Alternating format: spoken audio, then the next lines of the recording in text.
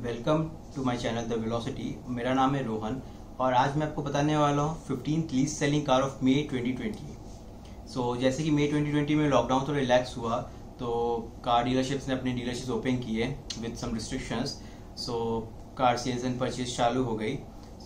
मैं आपको बताऊंगा कि 15th लीस्ट सेलिंग कार्स इनमें से कौन कौन सी हैं। 15th नंबर पे आती है निसान की किक्स, जिसकी सिर्फ 74 यूनिट्स बिकी। निसान किक्स एक्चुअली जब से लॉन्च हुई है तब से उसका सेल्स फिगर वीक रहा है।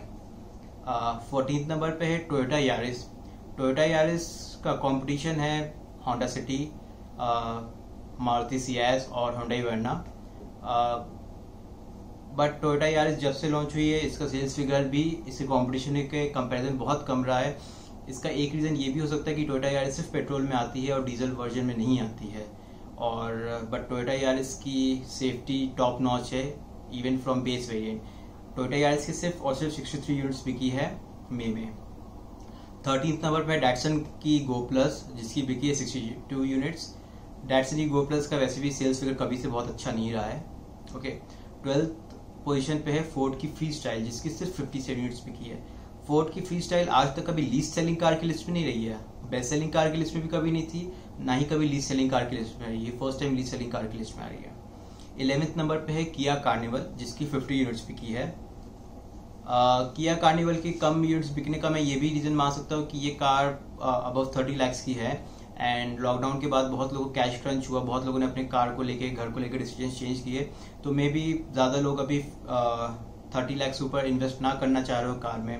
एंड मोस्टली जब कोई 30 लाख से ऊपर या 30 to 40 लाख के बीच में इन्वेस्ट करना चाहते हैं किसी कार में, मोस्टली लोग फॉर्च्यूनर के लिए जाते हैं या एंडेवर के लिए जाते हैं, एज इन आपके एसयूवी के लिए जाते हैं, प्रॉपर एसयूवी के लिए।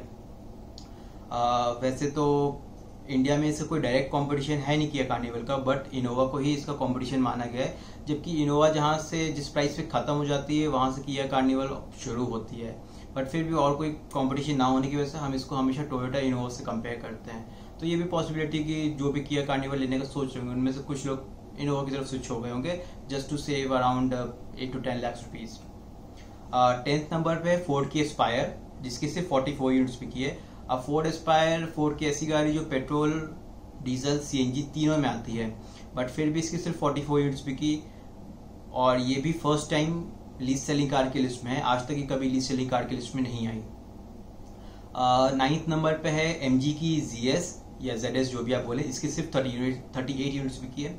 जब से ये कार लॉन्च हुई है इसका सेल्स फिगर इसके सेगमेंट के हिसाब से एज एन इलेक्ट्रिक कार का डिसेंट रहा है, बट अभी ये कम हो गया। मे बी लोग इलेक्ट्रिक कार के डिसीजन को रिकंसिडर कर रहे हो अभी, मे बी उन्होंने थोड़ा रिसर्च किया हो, या maybe electric car I think first time car why कोई भी इलेक्ट्रिक कार नहीं लेता है, तो जो भी ले रहे होंगे एमजी की ZS वो उनकी सेकेंड, थर्ड, फोर्थ कार होगी, तो मे बी उन्होंने प्लान ड्रॉप कर दिया कार लेने का because of this lockdown effect. 8th number पे जो नाम आता है ये बहुत ही सरप्राइजिंग है। ये नाम है महिंद्रा की XUV 500, जिसकी सिर्फ 36 यूनिट्स बिकी है। ये XUV 500 वो कार है जब ये लॉन्च हुई थी तो इसकी इतनी बुकिंग्स हुई थी, इसकी इतनी डिमांड थी कि कस्टमर्स का सिलेक्शन लकी ड्रॉ पे होता था। ये इकलौती ऐसी कार है जो अपना कस्टमर खुद चूज करती थी, as in company lucky draw के थ्रू कस्टमर चूज करती थी। इसकी एप्लीकेशंस बहुत आती थी बट बहुत कम लोग को ये कार मिल पाती थी क्योंकि कंपनी को भी इतनी इसकी डिमांड एक्सपेक्टेड नहीं थी। बट आज ये लीस्ट सेलिंग कार की लिस्ट में, मे बी बिकॉज इसका फेसलिफ्ट या महिंद्रा XUV 521 मॉडल या न्यू जनरेशन ड्यू है इसलिए। 7th नंबर पे महिंद्रा की KUV 100 NXT, जिसकी सिर्फ 24 यूनिट्स बिकी है। इस कार का भी सेल्स फिगर हमेशा से ही थोड़ा कमजोर रहा है। ये कार कभी भी कस्टमर्स को बहुत ज्यादा अट्रैक्ट नहीं कर पाई है या इम्प्रेस नहीं कर पाई है। 6th नंबर पे है फोर्ड की फीगो, जिसकी सिर्फ 17 यूनिट्स बिकी है।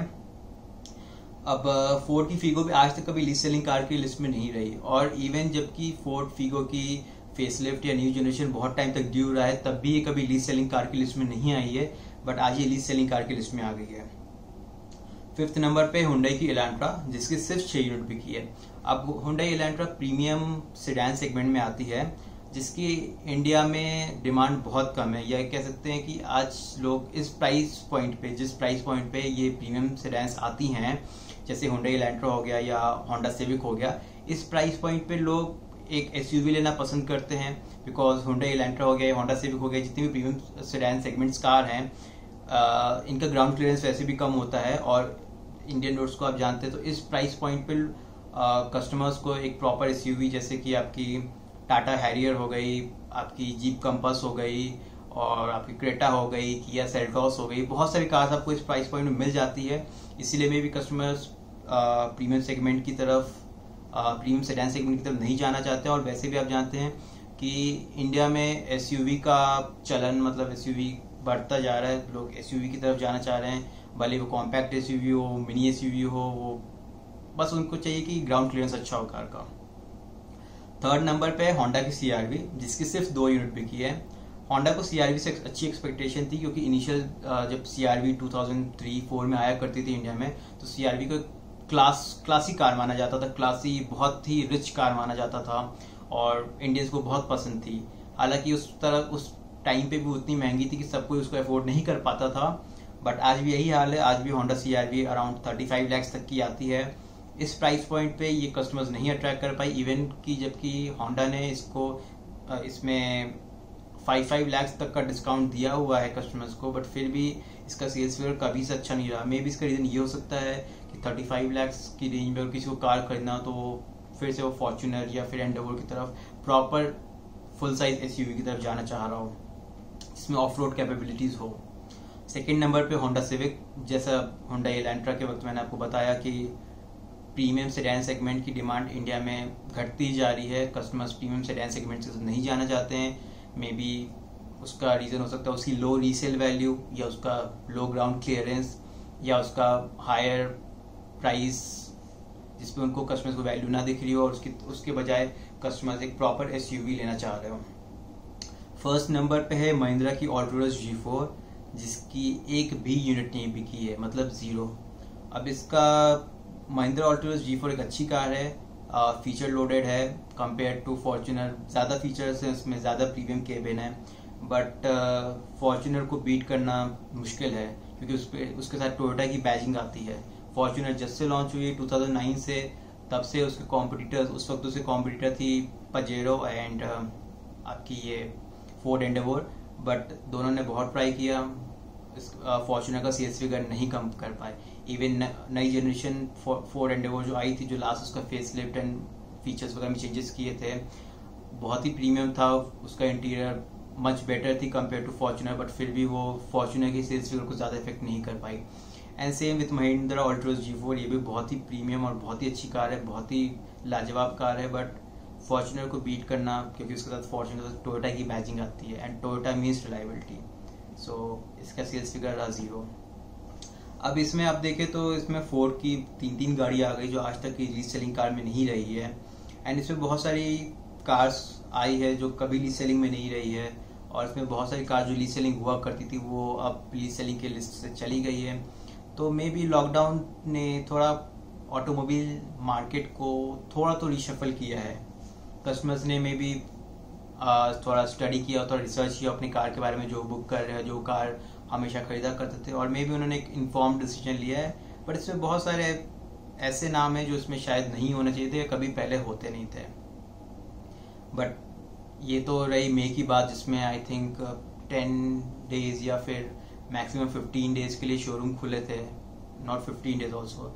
अब देखते हैं जून में क्या सेल्स फिगर रहते हैं, उसी के बेसिस पे हम बोल पाएंगे कि लॉकडाउन के बाद लोगों ने, मतलब लॉकडाउन के बाद कस्टमर्स का बिहेवियर कार्स की तरफ ऑटोमोबाइल मार्केट्स में क्या हुआ है। Okay, so signing off, thank you.